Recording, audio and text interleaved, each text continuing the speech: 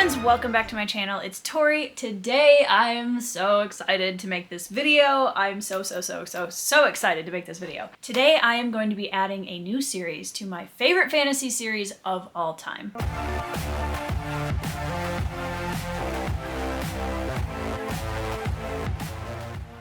Now, for some of you, this is probably going to come as a not surprise, but I'm here to talk about it anyway because this is a series that deserves so much love and attention, and I'm so excited to talk about it, to tell you guys about why I love it, and to give you a little bit of an insight into this series and the books that make it up. Now, if you haven't already guessed by the very obvious thumbnail, this series that I'm going to be adding to my favorite fantasy series of all time is The Mortal Techniques by Rob J. Hayes. I read Never Die, which is book one, late last summer, I think. So let's just very briefly go through this series. This isn't going to be like a typical book review. I have sat down and tried to do a book review for these books so many times, and I just finally realized that I just needed to have a gush fest instead.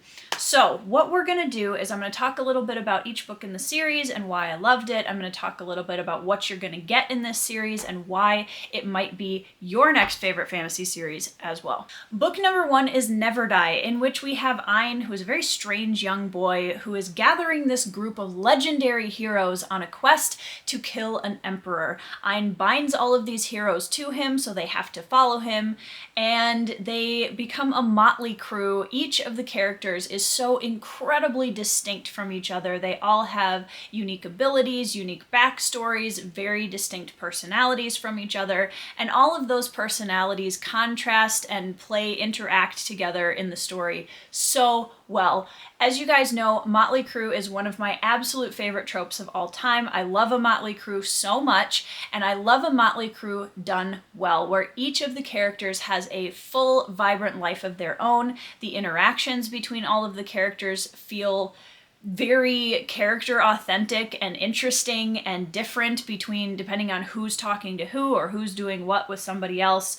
You know what I'm trying to say. If you love anime and manga, this book has that little bit of nostalgia from those kind of shows that I grew up with and loved, the kind of shonen anime, but it also brings it beautifully into a modern fantasy setting, and it's just the most lovely marriage of those two things ever. You get so much of the really cool battle, martial arts style fight and action sequences in this story, but you also have those really great moments of normalcy in between that build up those characters, that give each of those characters depth. What shocked me the most about this book was how much of an emotional punch and how much character development took place within a fairly short amount of time, page-wise. This book contains my favorite character arc of all of 2022 from all of the books that I read.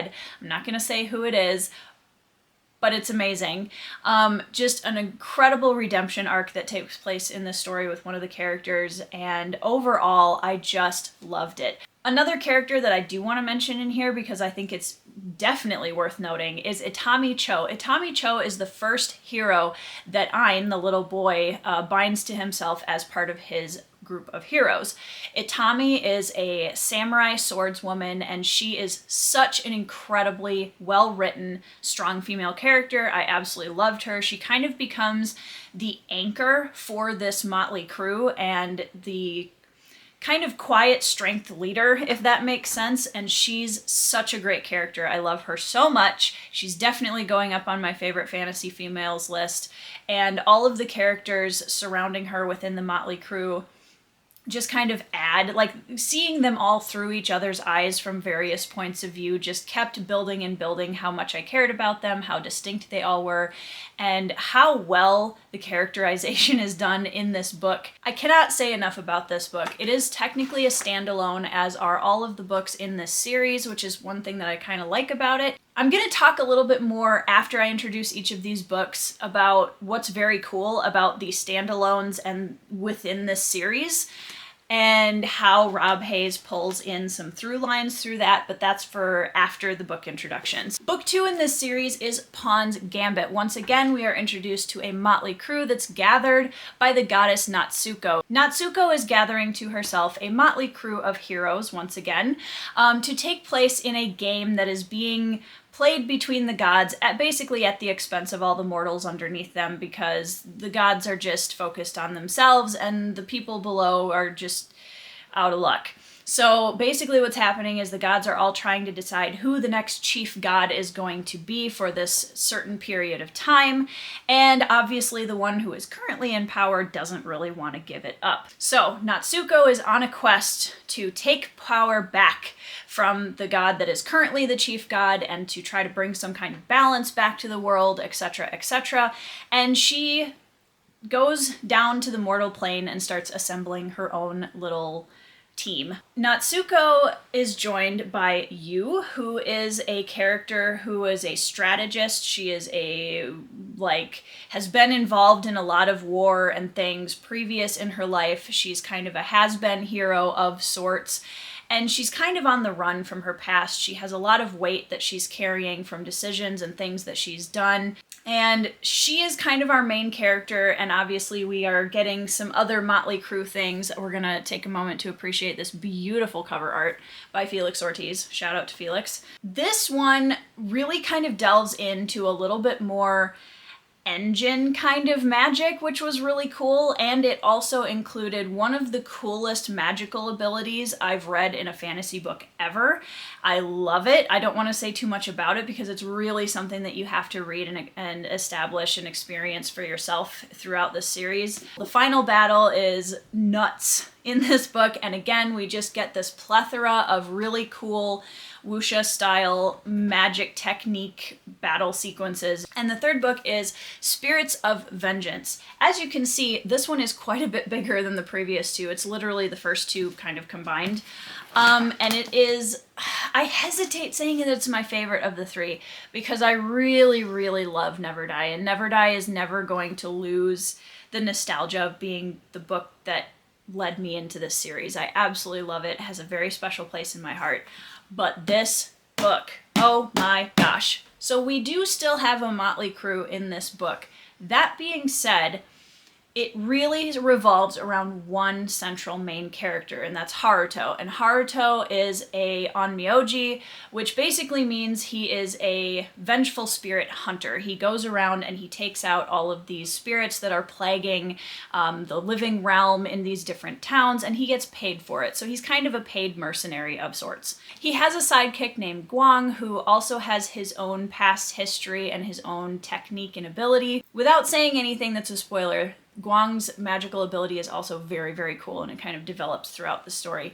But, or we see more of it, I should say. The kind of conflict in this story is that there are some very strong spirits that are causing some serious havoc and trying to release this ancient power on the world, and Haruto becomes aware of it, and he has to go on a quest to try to stop them. These are some of the highest stakes battles that take place in this entire series. There is so many really interesting magical abilities and creatures, and Rob really delves into the yokai and the vengeful spirits and the different types of them in this story, which was very cool to see. And this was the book that solidified for me, yep, this is definitely going on my favorite fantasy series. This is so good. The emotional impact of this book just takes everything that I loved about the first two books and steps it up a whole new level. Again, motley crew interactions. We have kind of a father-daughter found family vibe going on. We have basically just a lot of found family going on in this book, which I love. That's another one of my favorite tropes of all time. This book, you guys, Gushfest activated. I remember putting it down, and for the first time in a very long time, I had that post-series blues. Pretty quickly after I finished this book, I knew that this was going to be added to my favorite series of all time because I just could not get enough of it. I couldn't wait to reread it. I haven't stopped thinking about it since I read Never Die last year. I've been thinking about Never Die for months. I just think that this series encompasses so many of my favorite elements of fantasy, my favorite elements of characterization, my favorite tropes of all time, really interesting magic system, really amazing and complex battle and action sequences. There is also a short story in this series called The Century Blade that kind of is a tiny spin-off of one of the characters that we meet in Never Die. It's a very short story, it's very light, and I can't remember if it's like 30 pages or something. I have also read that. Rob said that there's a couple of maybe other stories in different places that just are kind of little offshoots that he did that aren't as easily accessible or not as well known. And he did say that he is working on the next book in this series, which makes me so happy. I'm very excited to see where on earth he goes after this. Now, I want to talk a little bit about why the payoff for this series is so great. As we go through the stories, they are all standalones. They all follow a kind of contained storyline. That being said, what Hayes does so well in this series is the payoff of through lines. Through the series, there are so many Easter eggs. There are so many Easter eggs, and especially in Spirits of Vengeance, there were parts of that book where there'd be this tiny little detail or tiny little mention of something that I had seen or someone that I knew from Never Die that just got me completely emotional and really excited that I noticed it. It was really fun to kind of get little bits of those as I was reading the very good standalone story that is Spirits of Vengeance. One of the things that he does also is that each book in the series kind of follows a new character who we have at least heard of or know or have met from the previous series or some through lines that way. So you still get enough of that familiarity to pull you through the series where it doesn't feel jarring at all to jump to a completely new story with new protagonists. I mean, I literally could spend hours gushing about this series, but I really was excited to share my thoughts with you guys on this because I am so thrilled and proud to add this to my favorite fantasy series of all time list. I think it is incredibly well deserved. I think that Mortal Techniques is a great example of what indie fantasy is capable of when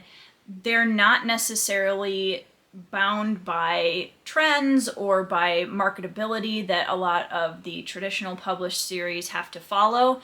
Rob Hayes just completely went for something in his own imagination with so many amazing influences and inspiration and knocked it completely out of the park. I'm so in love with this series. I cannot wait to read more of it. I can't wait to reread it, which I definitely will be doing in the future. And it's been fun to see a lot of other people starting to pick up this series and also loving it and being able to have those discussions with me about the series. If you have read this series, I would absolutely love to know your thoughts in the comments below. Let me know who your favorite characters are.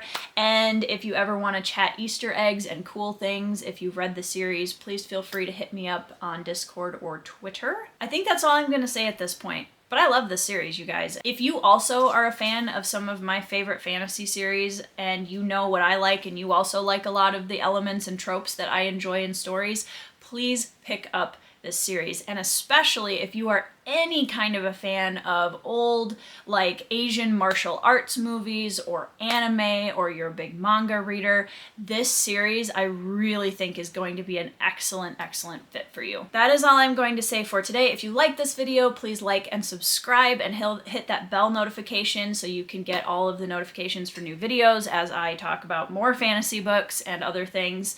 And also go ahead and check out my Patreon if you want to support the channel. I do a lot of behind the scenes stuff and give my patrons a behind the scenes look at my writing process as well as the booktube process. So yeah, I hope you guys are all having fantastic reading weeks. I hope you are in the middle of your next favorite fantasy series. And I will see you in the next video.